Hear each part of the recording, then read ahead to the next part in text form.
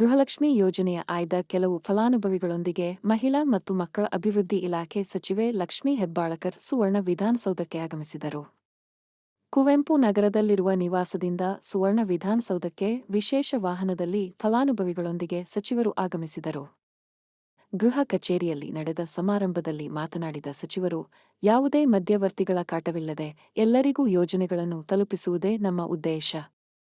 ಸಮಾಜದ ಕಟ್ಟಕಡೆಯ ವ್ಯಕ್ತಿಗೂ ಸರ್ಕಾರದ ಯೋಜನೆಗಳು ತಲುಪುವಂತಾಗಬೇಕು. ಗೃಹಲಕ್ಷ್ಮಿ ಯೋಜನೆ ಮೂಲಕ ಪ್ರತಿ ತಿಂಗಳು ಸಿಗುವ 2,000 ರೂಪಾಯಿ ಲಕ್ಷಾಂತರ ಹೆಣ್ಣುಮಕ್ಕಳಿಗೆ ಸಹಾಯವಾಗಿದೆ.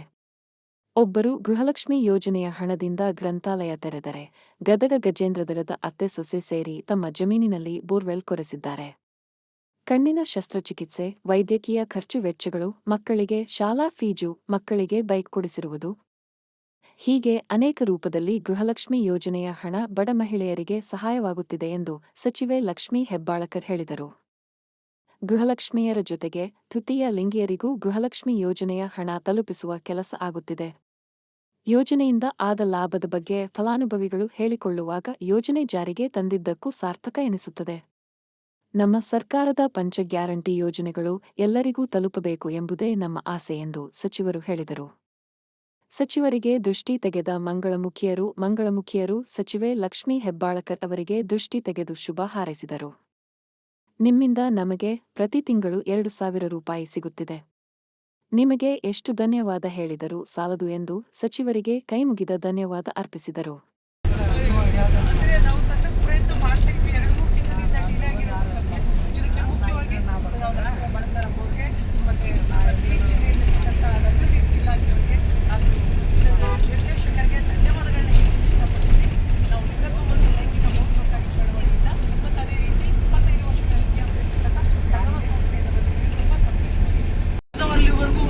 ತೆಗೆದುಕೊಂಡು ಹೋಗುವಲ್ಲಿ ನಮ್ಮ ನೆಚ್ಚಿನ ಮತ್ತು ನಮ್ಮ ದೇಶದ ಮಹಿಳಾ ಮತ್ತು ಸಚಿವರಾಗಿರ್ತಕ್ಕಂಥ ತಾಯಿ ಲಕ್ಷ್ಮೀ ಹೆಬ್ಬಾಳಕರ್ ಅವರಿಗೆ ತುಂಬ ಹೃದಯದ ಕರ್ನಾಟಕ ಲಿಂಗತ್ವ ಅಲ್ಪಸಂಖ್ಯಾತರ ಪರವಾಗಿ ಧನ್ಯವಾದಗಳನ್ನು ಹೇಳಲಿಕ್ಕೆ ಇಚ್ಛೆಪಡ್ತೀನಿ.